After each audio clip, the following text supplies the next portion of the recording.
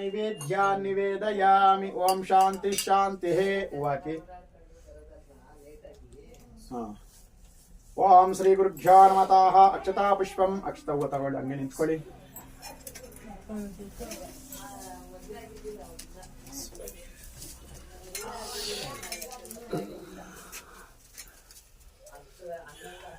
ಶ್ರೀ ಆದಿತ್ಯಾಯ ನವಗ್ರಹ ದೇವತಾಭ್ಯೋ ನಮಃ ಪ್ರಾದಕ್ಷಿಣ ನಮಸ್ಕಾರ ಮಾಡ್ಕೊಳ್ಳಿ